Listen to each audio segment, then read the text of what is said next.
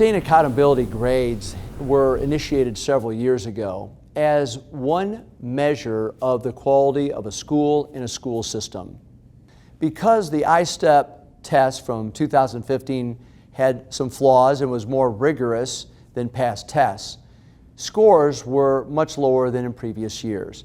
So the legislature made a decision to go ahead and hold school districts harmless, meaning that a grade for a school in 2015 could not be any worse than the grade the previous year. For the Greater Clark County Schools, we're appreciative of this language.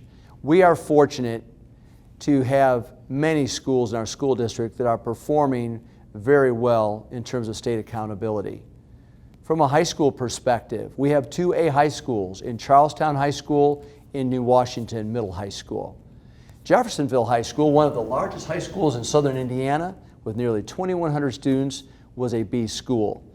Many of our elementaries are A schools, and from the middle school perspective, that's an area where we're continuing to put tremendous focus. We are not performing to the level that we would hope, but our staff is fully committed to do everything in its power to help those students achieve to higher levels. What has happened over the past couple of years is that with a change in state standards, it forced a change in the state assessment system. And that change resulted in a far more rigorous test with very little time for students to prepare to be highly effective on that test. Accountability grades are just one indication of how successful schools are relative to the state assessment system.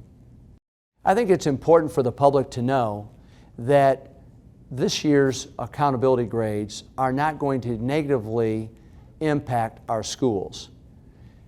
What's more important, I think, moving forward is that our school system is 100% dedicated to the success of each and every individual student, and we're going to continue to give 100% effort on a daily basis to make sure our students succeed.